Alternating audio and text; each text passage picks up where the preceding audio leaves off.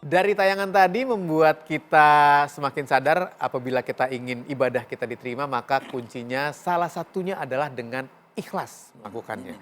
Keikhlasan adalah sebuah kata yang cukup sederhana tapi sulit sekali untuk bisa diwujudkan secara nyata. Ikhlas dalam beribadah bagaimana? Kata ikhlas, itu ada surah dalam Al-Quran namanya suratul ikhlas. Kata ikhlas ini seakar dengan kata khulasah. Khulasah itu artinya saripati, Ya. inti. Inti. Lalu ada kata khalis, artinya murni.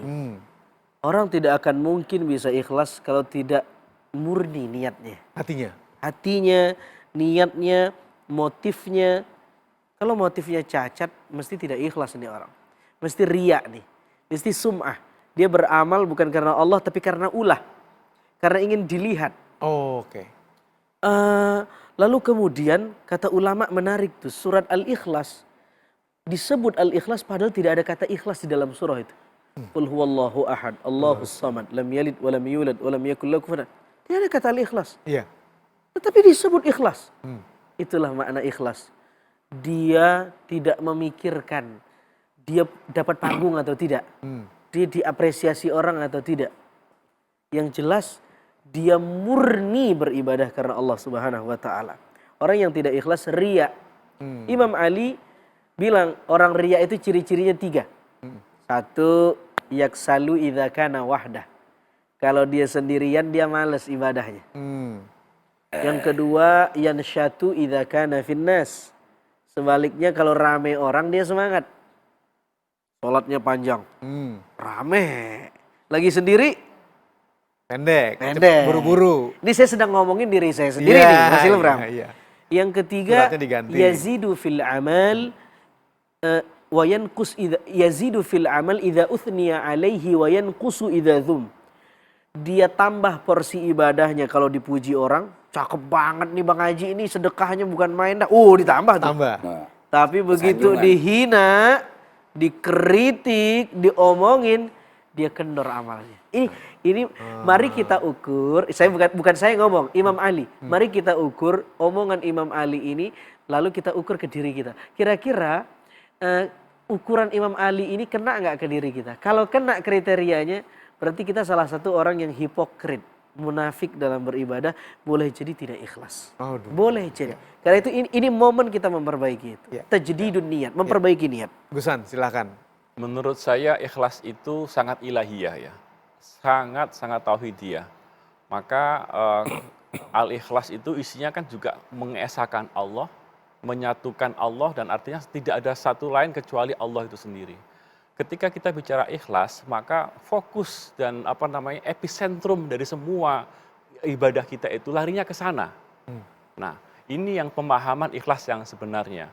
Jadi ikhlas itu kata yang mudah dikatakan, tapi itu sangat tinggi nilainya dan tidak semuanya bisa melakukannya.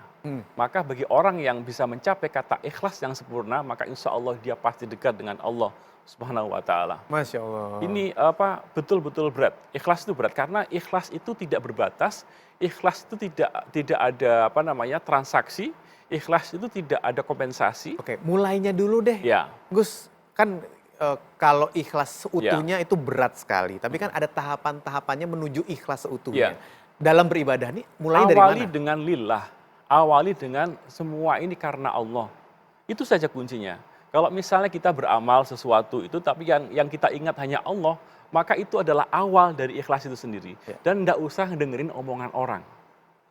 Maka itu yang paling penting. Ikhlas itu bisa tercapai kalau kita sudah mencapai pada titik tingkatan bahwa ridho Allah lah yang kita tuju.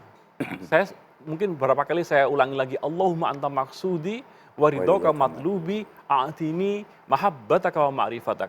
Kalau misalnya tujuannya kita utama adalah ridhonya Allah, maka ketika kita berbuat sesuatu apapun, maka sudah apapun yang dikatakan orang lain, dibilang riya, dibilang sombong, dibilang apa, dan pamer dan sebagainya, nggak mikir. Karena saya ikhlas. Orang itu kita kasih, dia tidak memberi lagi, nggak ada masalah. Ibaratnya kalau dalam konteks pernikahan itu kan ada sakinah, mawadah, levelnya sudah rahmah. Kalau mawadah kan masih perlu kesalingan. Belum ada keikhlasan. Aku memberi kau karena kau memberi aku. Itu mawaddah. Tapi ketika sudah levelnya di rahmah, itu maka keikhlasan kita, walaupun kamu tidak mencintaiku, aku tetap mencintaimu. Mantap. Walaupun kamu tidak bisa melayaniku, aku tetap melayanimu. Ya, Nah, ini levelnya sudah Kiai. level di Kiai, situ. Kiai, ada Kiai, bakat, Kiai. ada bakat. Kiai, gimana, Potensi ada. Ya. Makna ikhlas itu jangan mencari sesuatu apapun panjang. kecuali Allah.